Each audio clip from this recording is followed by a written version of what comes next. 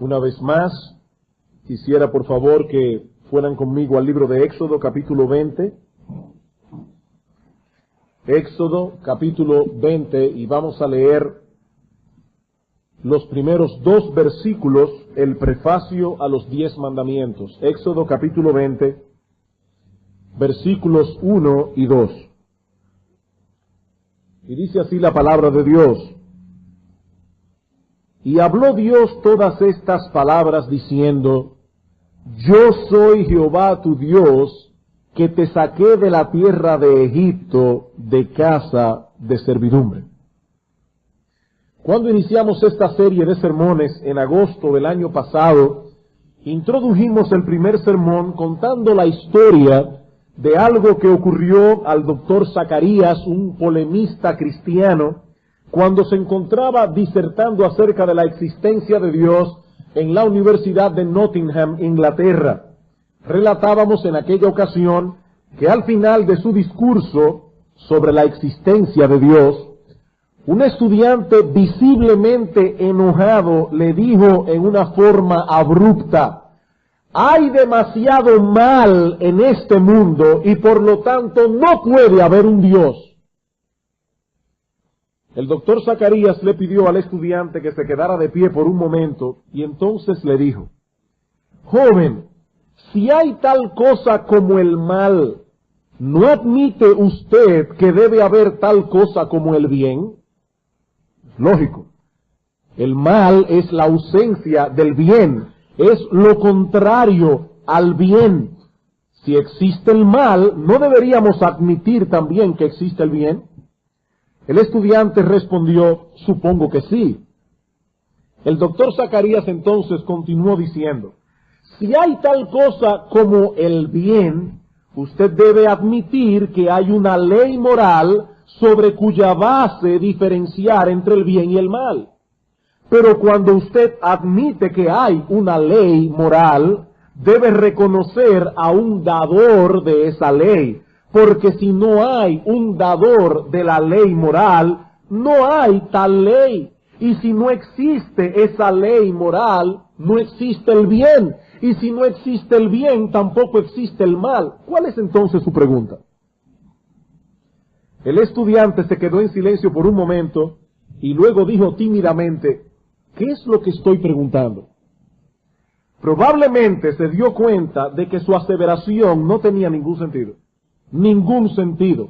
¿Existe realmente alguna diferencia entre el bien y el mal?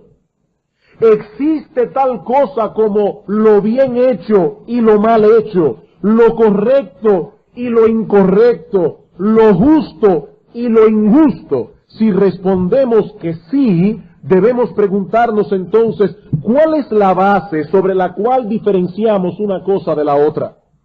Tiene que existir una ley universal que ate a todos los hombres ética y moralmente. Una ley que trace la diferencia entre lo bueno y lo malo, promulgada por un legislador autorizado.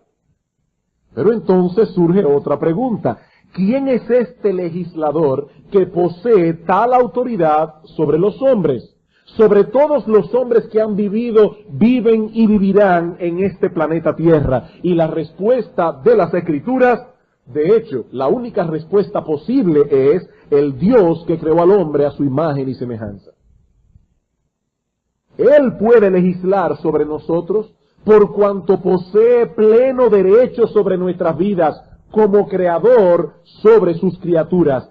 Sin Dios la moral no existe. Y si no hay moral, no hay tal cosa como lo malo y lo bueno. Si no fuimos creados por un Dios personal, ¿cuál es el parámetro absoluto que vamos a usar para decir que algo es correcto o que algo es incorrecto moralmente hablando? No habría ningún parámetro. El filósofo griego Platón decía que donde no hay absolutos, la moral no existe.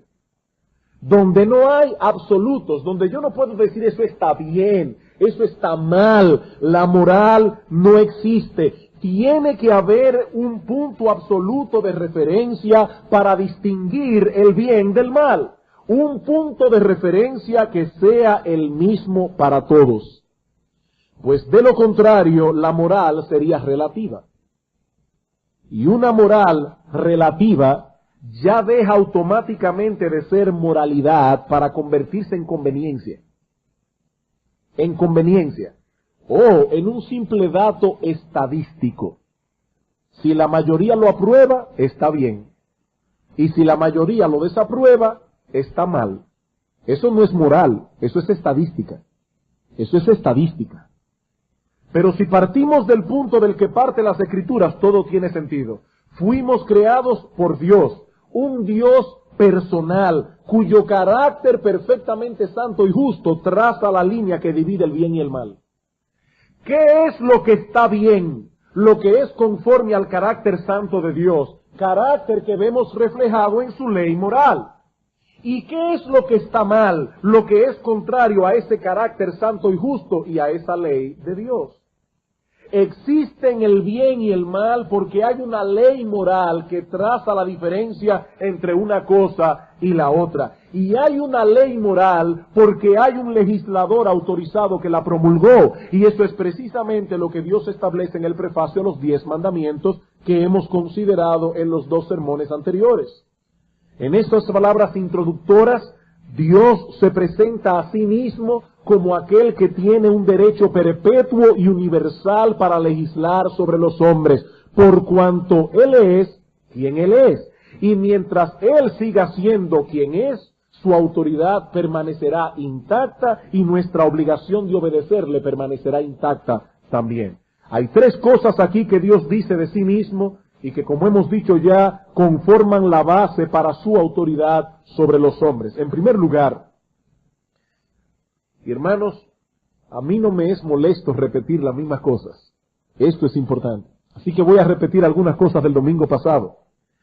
En primer lugar, Dios tiene autoridad para legislar sobre nosotros por cuanto Él es el Dios eterno, inmutable, quien subsiste por sí mismo y de quien todos los seres y cosas derivan su existencia. Como hemos visto en los sermones anteriores, todas estas ideas se encuentran encerradas en el nombre personal con que Dios se revela al pueblo de Israel en este punto de su historia. Yo soy Jehová, que en el hebreo consta de 4 consonantes sin vocales, YHWH, y cuyo significado es el que es, o más exactamente, el que es quien es. Él es el Dios autosuficiente que siempre ha sido lo mismo que será, porque Él no deriva su existencia de nada ni de nadie, ni necesita de nada ni de nadie para seguir existiendo. Él es el Dios de quien dependen todos los seres y todas las cosas para existir y seguir existiendo. ¿Por qué tiene derecho Jehová a legislar sobre nuestras vidas? ¿Por qué tiene ese Dios derecho a gobernar la vida de todos los hombres que han vivido, viven y vivirán en este mundo? Porque nosotros somos sus criaturas. Porque Él es el autor y sustentador de nuestra existencia. Como dice el salmista en el Salmo 100, todos los habitantes de la tierra tienen el sagrado deber de adorar y servir a Dios con alegría. ¿Por qué? El salmista responde, porque Él nos hizo y no nosotros a nosotros mismos. Esa es una muy buena razón para servir y obedecer a Dios. Él nos hizo. Como dice el apóstol Pablo en Hechos 17:25, Él es quien da a todos vida y aliento y todas las cosas. Pero el prefacio de los 10 mandamientos no solo nos enseña que Dios tiene derecho a legislar, por cuanto Él es eterno, inmutable, quien subsiste por sí mismo y de quien todos los seres y cosas derivan su existencia, sino también en segundo lugar, por cuanto Él es el Dios del pacto. Por cuanto Él es el Dios del pacto. ¿Qué dice Éxodo 20? Yo soy Jehová tu Dios, que te saqué de la tierra de Egipto de casa de servidumbre. En virtud del pacto que Dios hizo con Abraham, el pueblo de Israel fue apartado del resto de los pueblos de la tierra para venir a ser en una forma particular y específica el pueblo de Dios. Y como pueblo de Dios, la responsabilidad que ellos tenían de obedecerle era mayor que la del resto de los pueblos. Amós, capítulo 3. Libro del profeta Amós, capítulo 3. Daniel, Oseas, Amós, Joel, Amós. Para seguir la secuencia, los que no están familiarizados con los profetas menores. Amós, capítulo 3, versículos 1 y 2. Oíd esta palabra que ha hablado Jehová contra vosotros, hijos de Israel, contra toda la familia que hice subir de la tierra de Egipto. Dice así: a vosotros solamente he conocido de todas las familias de la tierra, por tanto os castigaré por todas vuestras maldades. La palabra conocer que usa Dios aquí no significa un conocimiento intelectual, porque Dios conocía a los filisteos, Dios conocía a los cananeos, a los amonitas, a los moabitas, etcétera. Dios conoce a todos los seres humanos que existen y todas las naciones que hay bajo el cielo. Pero cuando Dios dice aquí, a vosotros solamente he conocido, Él está diciendo, solo con vosotros yo he tenido una relación de amor y de intimidad. Es como cuando Cristo dice en Mateo capítulo 7, versículo 21 al 23, no todo el que me dice Señor, Señor, entrará en el reino de los cielos, sino el que hace la voluntad de mi Padre que está en los cielos. Muchos me dirán en aquel día, Señor, Señor, y en tu nombre echamos fuera demonios, y en tu nombre hicimos milagros, y en tu nombre profetizamos, y entonces os declararé, nunca os conocí. Apartaos de mí, hacedores de maldad. La misma palabra, conocer. Nunca os conocí. Yo nunca tuve con ustedes esa relación de amor y de intimidad. Por tanto, lo que Dios está diciendo aquí al pueblo de Israel es lo siguiente: yo los escogí para ser míos. Yo los adopté como hijos e hijas para ser vuestro Padre, para ser vuestro Dios. Solo a vosotros, pueblo de Israel, yo revelé mi voluntad plenamente a través de la ley, a través de los profetas. Solo a vosotros he dado promesas para alentarles en el camino de la obediencia. Solo a vosotros, pueblo de Israel. Pero en vez de obedecerme han abusado de sus privilegios, han abusado de mi misericordia, por tanto os castigaré más duramente. El Señor está aplicando aquí el principio que Cristo enuncia en Lucas 12, 47 al 48. No lo busquen. Pero dice el Señor allí, aquel siervo que conociendo la voluntad de su Señor no se preparó ni hizo conforme a su voluntad, ese recibirá muchos azotes, porque todo aquel a quien se le haya dado mucho, mucho se le demandará, y al que mucho se le haya confiado, más se le pedirá. Israel era el pueblo del pacto y había recibido mucho de Dios, y por lo mismo tenía una responsabilidad mayor de obediencia. Cuando Dios dice en Éxodo 20, yo soy Jehová tu Dios, Él está dirigiéndose al pueblo de Israel en una forma particular, especial y única. Todos los habitantes de la tierra, israelitas o no, tienen el deber de servir a Dios con alegría, como dice el Salmo 100.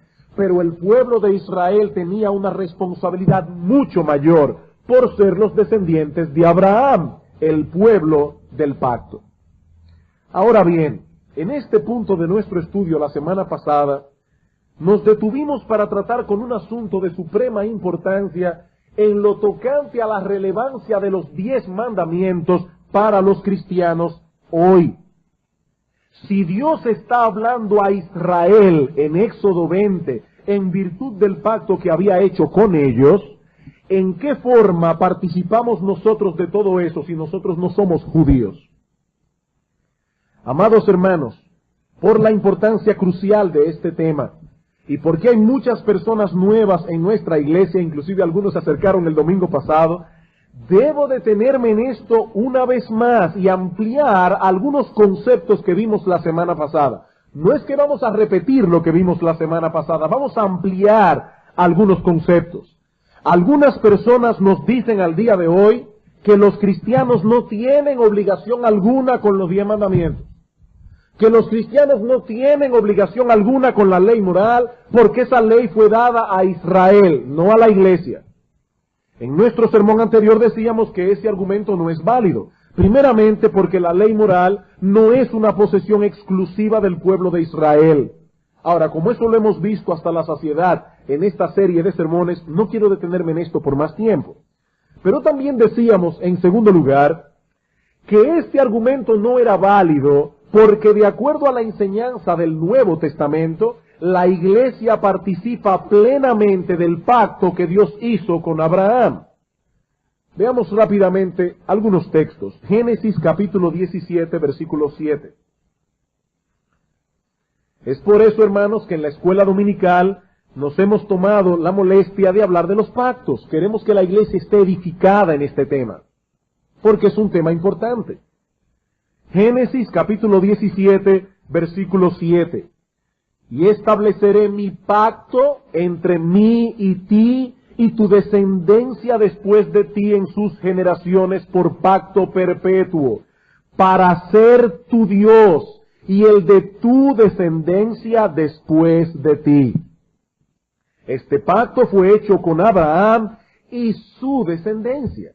¿Y quién es esa descendencia de Abraham? Bueno, algunos dicen rápidamente, sobre todo si son antinomianos, no quieren saber de la ley, dicen la nación de Israel. A lo que nosotros decimos, sí, eso es verdad, pero no es toda la verdad. Es verdad, pero no es toda la verdad. La nación de Israel recibió grandes beneficios por ser los descendientes físicos de Abraham. Pero no todos los descendientes físicos de Abraham participaron plenamente de las bendiciones contenidas en ese pacto, por cuanto muchos israelitas del Antiguo Testamento fueron rebeldes a Dios y no confiaron en Él. Y lo mismo sucedió en el tiempo de nuestro Señor Jesucristo. De ahí las palabras de Pablo en Romanos capítulo 2. Romanos capítulo 2, versículos 28 al 29.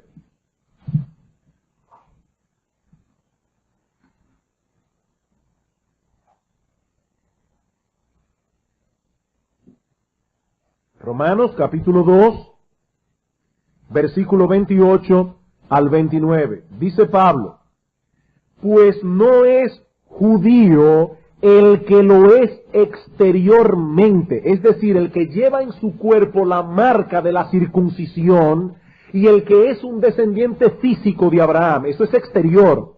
Dice Pablo, no es judío el que lo es exteriormente, ni es la circuncisión la que se hace exteriormente en la carne, sino que es judío el que lo es en lo interior. Y la circuncisión es la del corazón, la que hace el Espíritu Santo cuando transforma nuestro corazón en la obra regeneradora del Espíritu. Es la del corazón en espíritu, no en letra, la alabanza del cual no viene de los hombres, sino de Dios. Y en Romanos capítulo 9, versículo 6, dice el apóstol Pablo, hablando de cómo muchos descendientes físicos de Abraham no habían creído en Cristo, dice Pablo, no que la palabra de Dios haya fallado, porque hayan israelitas incrédulos, porque no todos los que descienden de Israel son israelitas. El ser un descendiente físico de Abraham no es suficiente para recibir los beneficios espirituales del pacto que Dios hizo con él. Como veíamos la vez pasada, ese fue el error de los judíos en el tiempo de Cristo. Ellos creían que por ser judíos, por ser hijos de Abraham, ya eran hijos de Dios. Y Cristo dice en Juan capítulo 8, versículo 39, no, ustedes no son hijos de Abraham, porque Abraham guardó la palabra de Dios. Si ustedes fueran hijos de Abraham, la voluntad de Dios haría, porque eso fue lo que hizo Abraham. Pero ustedes me quieren matar, porque vosotros sois hijos de vuestro padre el diablo, que es un homicida y un mentiroso desde el principio. ¿Quiénes son entonces los que participan plenamente de las bendiciones prometidas en el pacto que Dios hizo con Abraham? Todos aquellos que por la fe han sido unidos a Cristo, el descendiente de Abraham. Gálatas capítulo 3, versículo 16.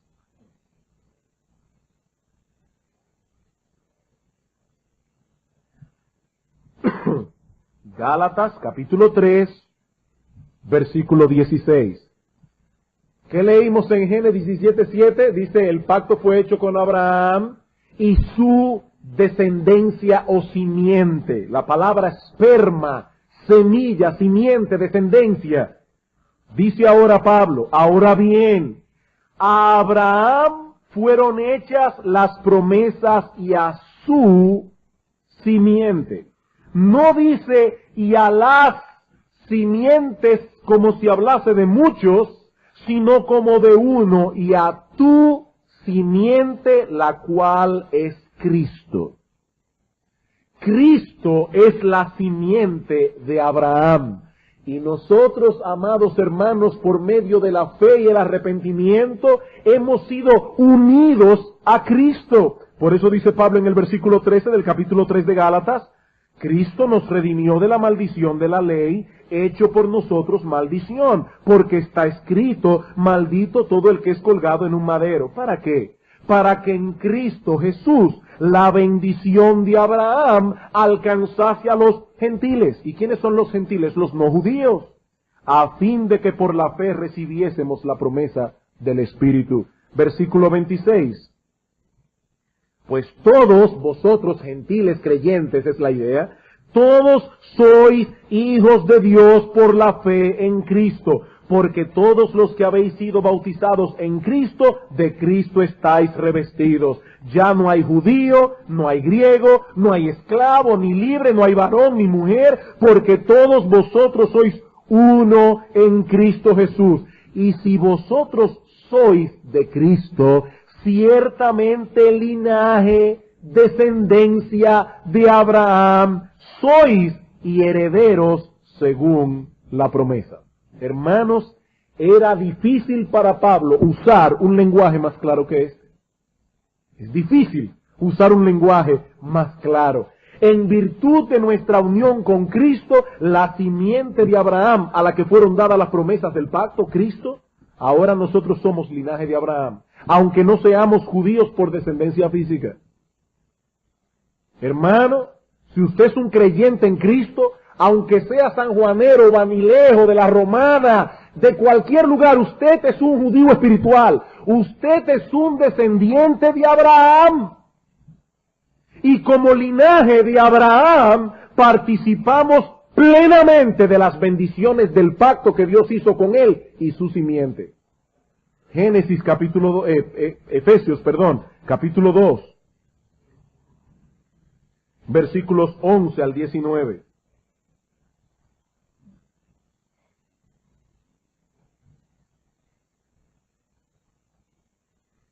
Por tanto, dice Pablo, acordaos que en otro tiempo vosotros, los gentiles en cuanto a la carne, los que no descendían de Abraham, erais llamados incircuncisión por la llamada circuncisión hecha con mano en la carne. Pablo está diciendo, los judíos se gloriaban de llevar en su cuerpo la señal del pacto abrahámico. Nosotros somos circuncidados. Ustedes son incircuncisos. Ustedes no tienen parte ni suerte en el pacto que Dios hizo con su pueblo. Y los judíos menospreciaban a los gentiles por ser incircuncisos, por no llevar en su carne la marca de la circuncisión, la marca de pertenecer al pueblo del pacto. Sigue diciendo Pablo, en aquel tiempo estabais sin Cristo, alejados de la ciudadanía de Israel y ajenos a los pactos de la promesa, sin esperanza y sin Dios en el mundo. Pero ahora en Cristo Jesús, vosotros que en otro tiempo estabais lejos, habéis sido hechos cercanos por la sangre de Cristo, porque Él es nuestra paz, que de ambos pueblos hizo uno, derribando la pared intermedia de separación, aboliendo en su carne las enemistades, la ley de los mandamientos expresados en ordenanzas, para crear en sí mismo de los dos un solo y nuevo hombre haciendo la paz, y mediante la cruz reconciliar con Dios a ambos en un solo cuerpo, matando en ella las enemistades. Hermanos, esta palabra es importante, las enemistades. Y vino y anunció la buena nueva de paz a vosotros que estabais lejos y a los que estaban cerca, porque por medio de él, los unos y los otros, judíos y gentiles creyentes, tenemos entrada por un mismo espíritu al Padre. Conclusión, ya no sois extranjeros, ya no sois advenedizos, sino conciudadanos de los santos y miembros de la familia de Dios. La pared que separaba al judío del gentil es derribada en Cristo. Y ahora los gentiles creyentes y los judíos creyentes forman un solo pueblo, el pueblo de Dios. Todo aquello que nos separaba de Dios, el pecado, y todo aquello que nos separaba del verdadero pueblo de Dios ha sido quitado por medio de la obra redentora de Cristo. Pablo dice, Él abolió en su carne las enemistades. ¿Y qué es esto? La ley de los mandamientos expresados en ordenanzas para crear en sí mismo de los dos, judíos y gentiles creyentes, un solo y nuevo hombre haciendo la paz. Amados hermanos, esto es algo realmente extraordinario. Extraordinario. Por medio de Cristo, todas las bendiciones que Dios ha prometido a su pueblo en virtud del pacto que Él hizo con Abraham y su simiente, ahora son nuestras. Porque nosotros somos ciudadanos de ese pueblo con pleno derecho de ciudadanía. Cuando el apóstol Pablo escribió estas palabras en Efesios 2, estaba pensando seguramente en el templo de Jerusalén. El templo de Jerusalén. En aquel tiempo, el templo de Dios en Jerusalén estaba dividido en varios patios o atrios interiores. Y los gentiles, los que no eran judíos, podían llegar al primero de esos patios, pero no podían pasar de allí bajo pena de muerte, mostrando así la separación que había entre los dos pueblos. Había un letrero que decía, ningún gentil puede entrar dentro de la barricada que rodea el santuario interior. Cualquiera que sea atrapado haciendo esto, él solo será culpable de la consecuencia de su muerte. Ningún gentil podía penetrar en el interior del templo de Dios en Jerusalén. Había una pared enorme de separación entre un pueblo y otro, pero hermanos, Cristo derribó esa pared para siempre. Comentando acerca de este texto, dice el doctor John MacArthur, la barrera de la pared divisoria, esta que aparece en el versículo 14, cuando dice derribando la pared intermedia de separación, la barrera de la pared divisoria se refiere a la separación del atrio de los gentiles del resto del templo, la barricada que yo les decía hace un momento. Esta barrera física ilustraba la barrera de hostilidad y odio que separaba también a los dos grupos. Cristo, sigue diciendo MacArthur, derribó para siempre, y allí se usa un aoristo que significa acción completa. Cristo derribó para siempre toda pared divisoria al abolir en su carne la enemistad. ¿Qué es esto? La ley de los mandamientos expresada en ordenanzas. Cuando Cristo murió en la cruz, Él abolió toda barrera entre el hombre y Dios y entre el hombre y su prójimo. La mayor barrera entre los gentiles y judíos, dice MacArthur, era la ley ceremonial contenida en las ordenanzas. Las fiestas, sacrificios, ofrendas, leyes de sanidad y purificación y todos los demás mandamientos exteriores, distintivos de la singular separación de Israel de las otras naciones, todo eso fue abolido. Y en este mismo punto MacArthur enfatiza el hecho de que esto no puede referirse de ningún modo a la ley moral, porque ese no era nuestro problema con los judíos y gentiles, no era la ley moral. Sigue diciendo MacArthur, su ley moral refleja su propia naturaleza santa y por lo tanto nunca puede cambiar. Y MacArthur cita aquí Mateo 5, 17 al 19. No penséis que he venido para abrogar la ley o los profetas. Cristo dice, no, yo no he venido para abrogar, yo he venido para cumplir. De ahí lo que dice Pablo en 1 Corintios 7, 19. 1 Corintios 7, 19. Texto que hemos citado varias veces, pero que ahora quizás haga mucho más sentido. ¿Qué dice Pablo en 1 Corintios 7, 19? Hablando precisamente de que ya no hay división entre judíos y gentiles, Pablo dice, la circuncisión nada es, y la incircuncisión nada es, sino el guardar los mandamientos de Dios. Eso sí es. Que tú seas incircunciso, que tú seas circunciso, eso no tiene la menor importancia delante de Dios.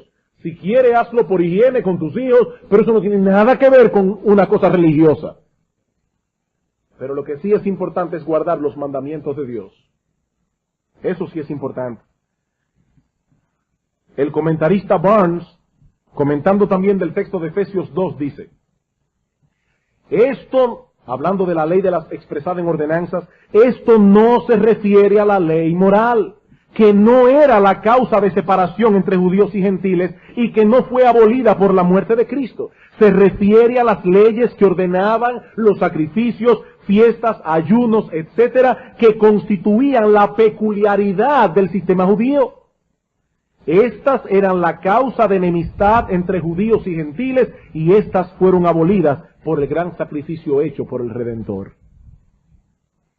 La pared intermedia de separación ha sido derribada. Y nosotros somos ahora miembros del pueblo de Dios, si somos de Cristo, independientemente de nuestra nacionalidad.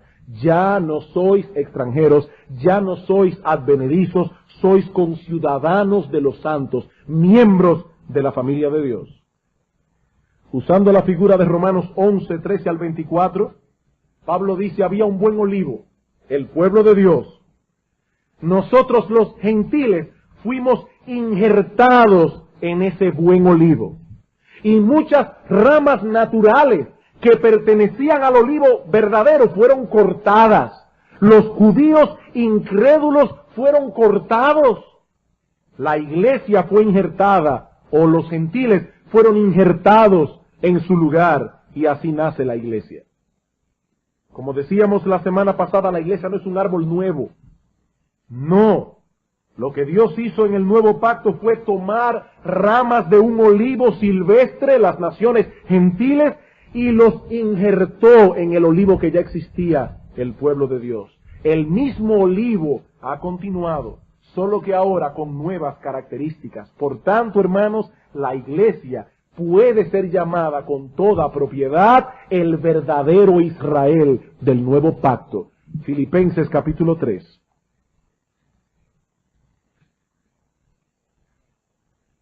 Filipenses capítulo 3,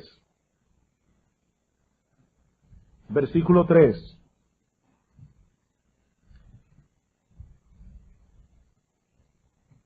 Pablo está advirtiendo a la iglesia de Filipos: cuídense de los judaizantes, cuídense de aquellos que quieren que ustedes se circunciden ahora otra vez. Pablo dice: nosotros somos la circuncisión, los que en espíritu servimos a Dios y nos gloriamos en Cristo Jesús, no teniendo confianza en la carne. Dice Pablo, estos judíos se glorían en llevar una marca física en su cuerpo, pero nosotros llevamos circuncidados el corazón.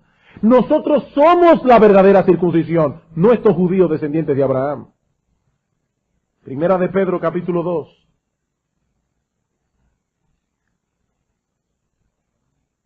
Versículos 9 y 10.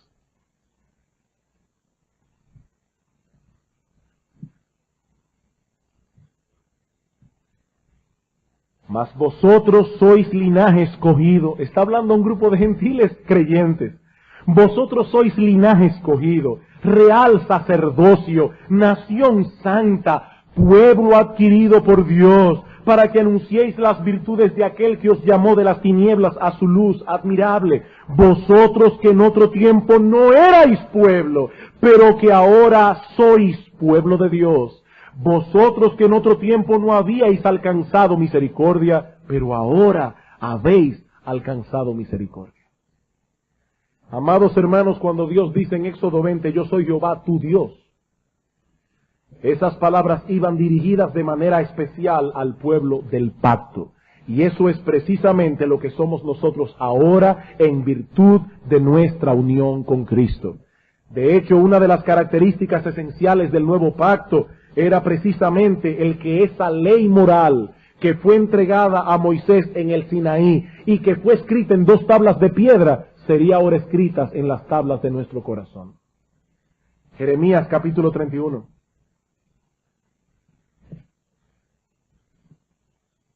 Jeremías capítulo 31.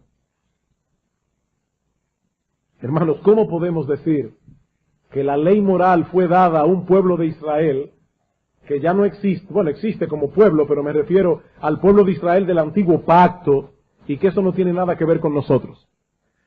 Y dice Dios mismo en Jeremías capítulo 31, versículo 31, he aquí que vienen días, dice Jehová, en los cuales haré un nuevo pacto con la casa de Israel y con la casa de Judá. No como el pacto que hice con sus padres el día que tomé su mano para sacarlos de la tierra de Egipto, porque ellos invalidaron mi pacto, aunque fui yo un marido para ellos, dice Jehová. Pero este es el pacto que haré con ellos, con la casa de Israel después de aquellos días, dice Jehová. Daré mi ley en su mente, la escribiré en su corazón, y yo seré a ellos por Dios, y ellos me serán por pueblo. Cuando Cristo estaba aquella noche de la Pascua, celebrando la cena con los discípulos, que dijo, esta es la sangre del nuevo pacto que por vosotros se derrama. Y dice el autor de la epístola a los Hebreos, nosotros ahora estamos en el nuevo pacto. Bajo el nuevo pacto, la ley moral ya no es algo externo a nosotros, esa ley ha sido escrita en nuestros corazones. Por esto, hermanos, es que Juan el apóstol puede decir en su primera carta que los mandamientos de Dios no son gravosos, no lo son para aquellos que han sido hechos partícipes de las bendiciones plenas del pacto abrahámico. Lucas capítulo 1. Lucas capítulo 1. Versículos 67 al 75.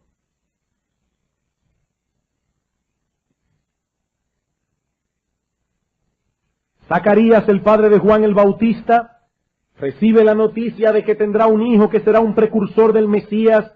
Y dice Zacarías, su padre fue lleno del Espíritu Santo y profetizó diciendo, bendito el Señor Dios de Israel, que ha visitado y redimido a su pueblo y nos levantó un poderoso Salvador en la casa de David su siervo, como habló por boca de sus santos profetas que fueron desde el principio, salvación de nuestros enemigos y de la mano de todos los que nos aborrecieron, para hacer misericordia con nuestros padres y acordarse de su santo pacto, del juramento que hizo a Abraham nuestro padre. ¿Y cuál fue el juramento? Que nos había de conceder que, librados de nuestros enemigos, sin temor le serviríamos en santidad y en justicia delante de Él todos nuestros días.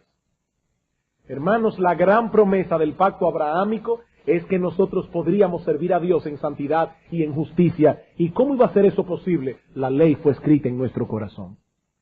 La ley fue escrita en nuestro corazón. Pero Dios no solo se presenta en este prefacio como aquel que tiene derecho a legislar porque Él es Jehová y el Dios del pacto, sino también en tercer lugar, y esto lo veremos mucho más brevemente, por cuanto Él es el Dios redentor. Éxodo capítulo 20 otra vez. Éxodo capítulo 20. Yo soy Jehová tu Dios, versículo 2, que te saqué de la tierra de Egipto de casa de servidumbre. Ellos eran esclavos en Egipto, pero Dios los libertó en virtud del pacto que había hecho con Abraham, para que ahora ellos fuesen sus siervos y anduviesen en sus estatutos y decretos. Deuteronomio capítulo 6. Hermanos, Dios no libertó al pueblo de Israel de la esclavitud para que ellos ahora vivieran como les viniera en gana. No. No. Ellos fueron libertados de la esclavitud para venir a ser esclavos de Dios. Ellos dejaron de ser siervos de Faraón para venir a ser siervos de Dios. Ellos fueron librados de aquella esclavitud donde tenían que hacer la voluntad de Faraón para venir a hacer ahora la voluntad de Dios. Deuteronomio capítulo 6, versículo 10 al 13. Cuando Jehová tu Dios te haya introducido en la tierra que juró a tus padres, Abraham, Isaac y Jacob, que te daría, ciudades grandes y buenas que tú no edificaste, y casas llenas de todo bien que tú no llenaste, y cisternas cavadas que tú no cavaste, y viñas y olivares que tú no plantaste, y luego que comas y te sacies, cuídate de no olvidarte de Jehová, que te sacó de la tierra de Egipto de casa de servidumbre. A Jehová tu Dios temerás, y a Él solo servirás, y por su nombre jurarás. Versículo 17. Guardad cuidadosamente los mandamientos de Jehová vuestro Dios, y sus testimonios y sus estatutos que te ha mandado, y hazlo recto y bueno ante los ojos de Jehová, para que te vaya bien y entres y poseas la buena tierra que Jehová juró a tus padres. Versículo 20. Mañana cuando te preguntare tu hijo diciendo, ¿y qué significan los testimonios, estatutos y decretos que Jehová nuestro Dios os mandó?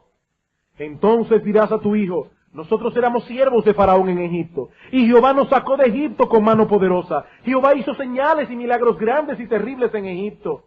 Versículo 23, nos sacó de allá. Versículo 24, y nos mandó que cumplamos todos estos estatutos y que temamos a Jehová nuestro Dios, para que nos vaya bien todos los días y para que nos conserve la vida como hasta hoy.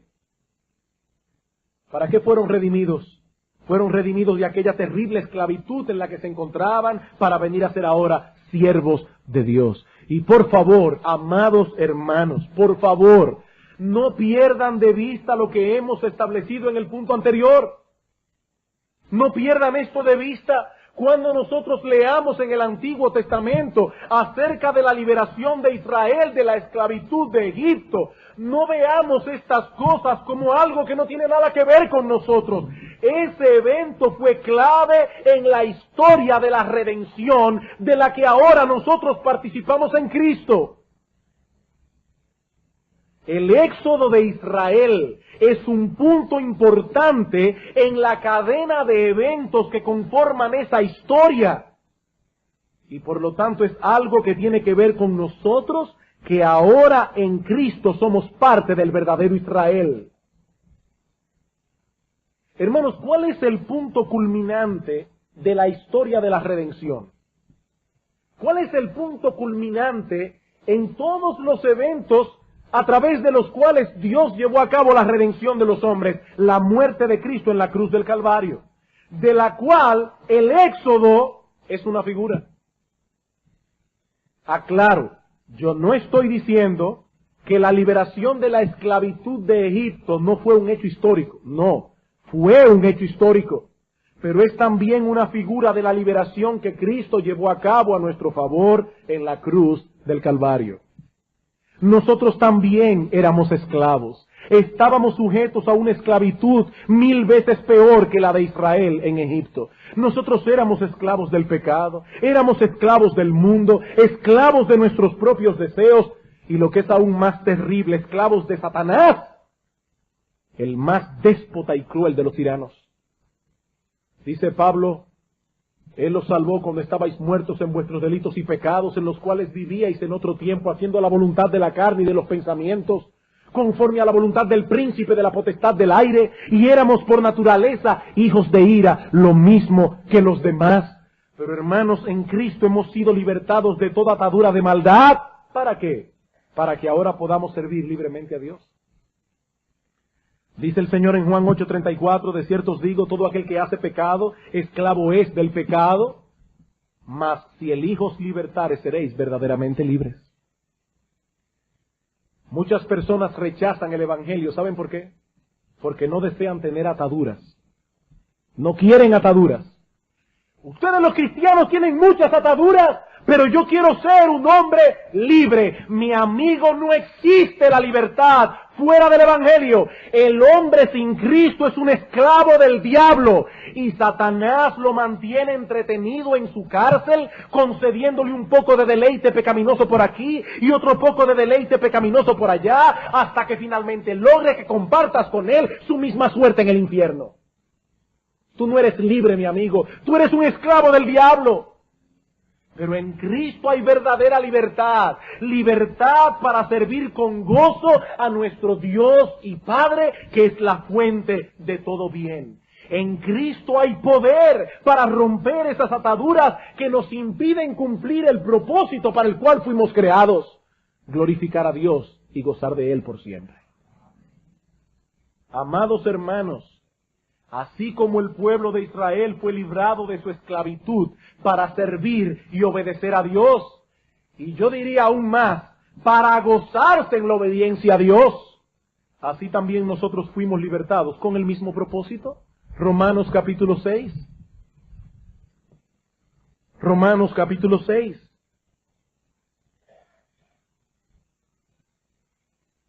Versículo 17. Pero gracias a Dios, dice Pablo, que aunque erais esclavos del pecado, habéis obedecido de corazón aquella forma de doctrina a la cual fuisteis entregados, y libertados del pecado, ya olvídense de la ley, olvídense de la santidad. Ahora pueden hacer lo que quieran porque ya son salvos en Cristo. No, libertados del pecado, vinisteis a ser siervos, dulos, esclavos de la justicia. Fuimos librados de una esclavitud para entrar en otra mucho mejor. Por eso Cristo dice, mi yugo es fácil y es ligera mi carga, pero es un yugo. Es un yugo. El que dice que permanece en él debe andar como él anduvo, y él anduvo cumpliendo la voluntad de su Padre. Primera a los Corintios, capítulo 6. Primera a los Corintios, capítulo 6, versículos 19 al 20. Dice el apóstol Pablo, ¿o ignoráis que vuestro cuerpo es templo del Espíritu Santo, el cual está en vosotros, el cual tenéis de Dios, y que no sois vuestros? ¿Y por qué no sois vuestros? Porque habéis sido comprados por precio. Glorificad pues a Dios en vuestros cuerpos y en vuestro espíritu, los cuales son de Dios. En otras palabras, es como si Dios estuviese diciendo, yo soy Jehová tu Dios, que te saqué de la tierra del pecado. Yo soy Jehová tu Dios, que te saqué de aquel reino del maligno. Yo soy Jehová tu Dios. ¿No tendrás dioses ajenos delante de mí? Primera de Pedro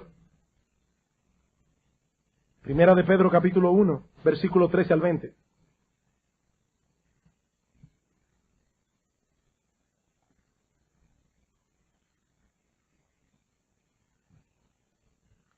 Por tanto, ceñid los lomos de vuestro entendimiento. En palabras dominicanas, ese texto significa literalmente, apriétense los pantalones. Eso es lo que significa, apriétense los pantalones. Sed sobrios y esperad por completo en la gracia que se os traerá cuando Jesucristo sea manifestado. Como hijos obedientes, no os conforméis a los deseos que antes teníais, estando en vuestra ignorancia, cuando aún erais esclavos, sino como aquel que os llamó es santo, sed también vosotros santos en toda vuestra manera de vivir, porque escrito está, sed santos porque yo soy santo. Eso está escrito en el Antiguo Testamento, pero no ha sido abolido. Y si invocáis por Padre aquel que sin acepción de personas juzga según la obra de cada uno, conducíos en temor todo el tiempo de vuestra peregrinación. Y he aquí la motivación, sabiendo que fuisteis rescatados, igual que el pueblo de Israel, rescatados de vuestra vana manera de vivir, la cual recibisteis de vuestros padres, no con cosas corruptibles como oro o plata, sino con la sangre preciosa de Cristo, como de un cordero sin mancha y sin contaminación. Cristo derramó su sangre, hermanos, para libertarnos. ¿Para qué? ¿Para que ahora hagamos lo que nos plazca? No. Para que seamos siervos de Dios. Para que ahora andemos en obediencia a Dios. Bien, hermanos, espero que al haber considerado durante estos 3 domingos pasados el prefacio a los 10 mandamientos, hayamos podido comprobar lo que yo decía hace unas semanas atrás, que los prefacios son importantes. Y este lo es de manera muy particular. El prefacio a los 10 mandamientos prueba sin lugar a dudas que Dios tiene un derecho universal y perpetuo de legislar sobre la vida moral de los hombres. ¿Por qué? Porque Él es quien Él es. Y mientras Él siga siendo quien Él es, su autoridad como legislador permanecerá intacta y nuestra obligación de obedecerle permanecerá intacta también. Y ahora, para concluir, 2 palabras de aplicación. En primer lugar, hermanos, podemos ver, a la luz de esta presentación que hace Dios de sí mismo en el texto, cuán grande es la gracia y la misericordia de Dios. Cuán grande es la gracia y la misericordia de Dios. Amados hermanos, ese mismo Dios eterno, inmutable, autosuficiente, de quien todos los seres y cosas derivan su existencia, ese mismo Dios condesciende a hacer un pacto con hombres pecadores para atraerlos con cuerdas de amor para venir a ser su pueblo. Y ese mismo Dios está dispuesto al más grande de los sacrificios para llevar a cabo la promesa del pacto. El Hijo de Dios, la segunda persona de la Trinidad, se hizo hombre, vivió una vida perfecta y murió en una cruz para salvar a un sinnúmero de hombres, mujeres y niños que habían violado la ley moral contenida en ese pacto. Y todo eso de pura gracia. De pura gracia. Amados hermanos, cuán grande, cuán inmensa es la gracia y la misericordia de Dios en Cristo. El mismo Jehová que proclamó su ley en el Sinaí es el mismo que dio su vida en la cruz del Calvario en favor de hombres y mujeres que habían violado en incontables ocasiones esa ley. El amor de Dios solo puede ser vislumbrado en su justa perspectiva y en su verdadero valor cuando lo vemos a través de esa luz. Hay personas que dicen, no hablen tanto de la ley, no hablen tanto de la justicia de Dios. Enfaticen más el amor de Dios. Es que no podemos ver el amor de Dios en toda su belleza. No podemos ver el amor de Dios en todo su esplendor, a menos que lo veamos a través de su santidad, a menos que lo veamos a través de su justicia, a menos que no lo veamos a través de su ley moral. Porque sin esas cosas no podremos comprender la esencia de la obra redentora de Cristo, ni la grandeza del amor de Dios. ¿Qué dice Pablo en Romanos 5:7? Dice, ciertamente puede ser que haya alguno que osara morir por un hombre bueno. Mas Dios muestra su amor para con nosotros en que siendo pecadores, Cristo murió por nosotros. Eso sí es amor. Eso sí es amor. Que Jehová Dios, el creador de los cielos y de la tierra, se haya hecho hombre para morir por criaturas pecadoras como tú y como yo, que han violado su carácter santo y su ley. Eso sí es amor. En segundo lugar, aprendemos de este estudio cuán grande es el privilegio de ser parte de la iglesia de Cristo. Cuán grande es el privilegio de ser parte de la iglesia de Cristo. Nosotros que antes no éramos pueblo, ahora somos pueblo de Dios. Los recipientes de todas las bendiciones del pacto y de todas las promesas gloriosas que Dios ha dado a su pueblo redimido. Y hermanos, cuando nosotros leemos en el Salmo 33:12, que es bienaventurada la nación cuyo Dios es Jehová, el pueblo que Él escogió como heredad para sí, podemos decir con gozo, yo soy ciudadano de esa nación bendita.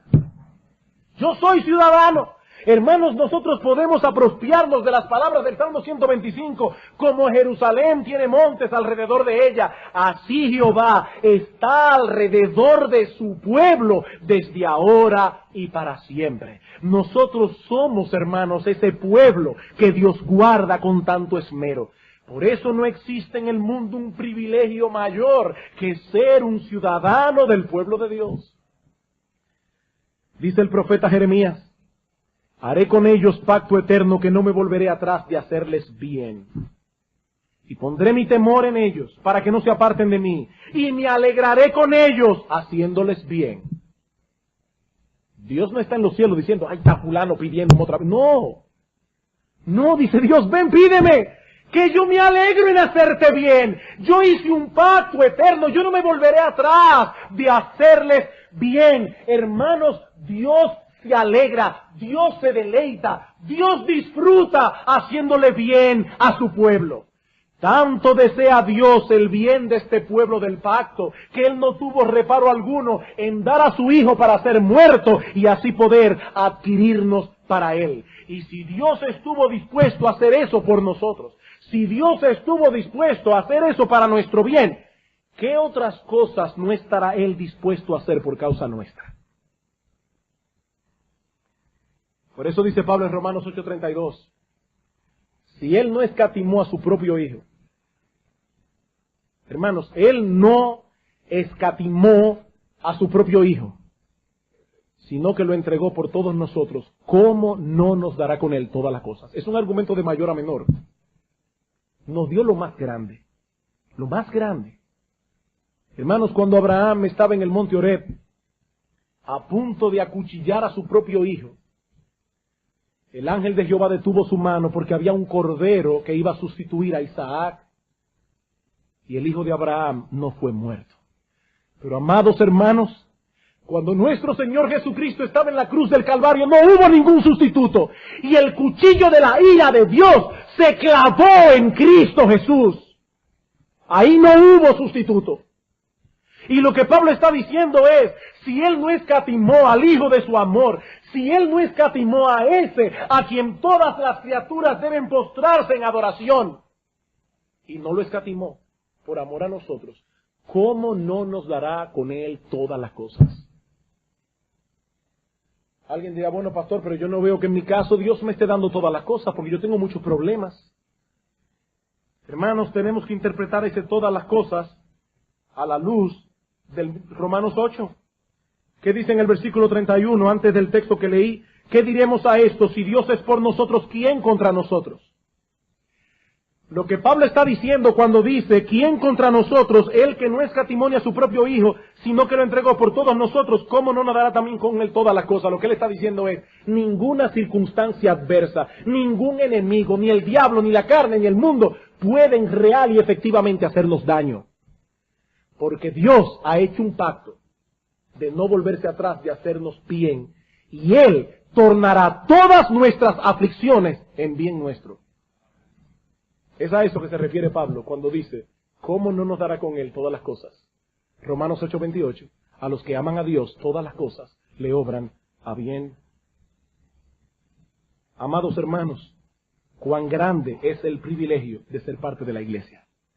No existe en el mundo un privilegio mayor, como no existe mayor desgracia que estar fuera de ese pueblo. Mi amigo, escúchame esta mañana, y con esto concluyo. No existe mayor desgracia que estar fuera de ese pueblo. Estar fuera de la iglesia, en palabras de Pablo en Efesios 2:12, es estar sin Cristo. Es estar alejados de la ciudadanía de Israel, ajenos a los pactos de la promesa, y escucha esto, mi amigo, sin esperanza y sin Dios en el mundo. ¿Qué palabras más tétricas? Sin esperanza y sin Dios en el mundo. Amigo, este mundo no es un paraíso. No vivimos en un paraíso. Vivimos en un mundo lleno de desgracias. Vivimos en un mundo lleno de maldad. Vivimos en un mundo lleno de tragedias. Es realmente patético vivir en un mundo así, sin esperanza y sin Dios. Pero mi amigo, eso no tiene que ser así. Mi amigo, no tiene que ser así. Tú no tienes que quedarte fuera de la puerta contemplando a los que están dentro.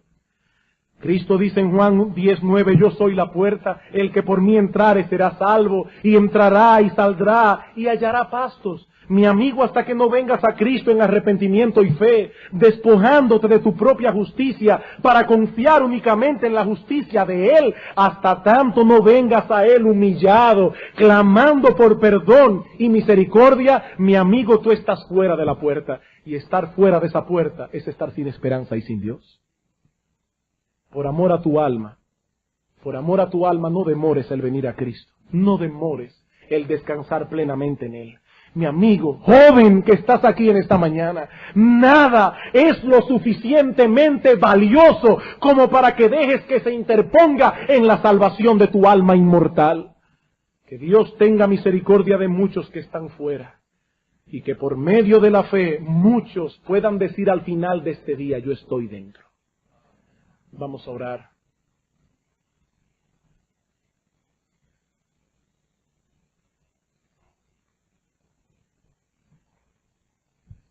Oh Dios bendito, cuán grande es tu misericordia.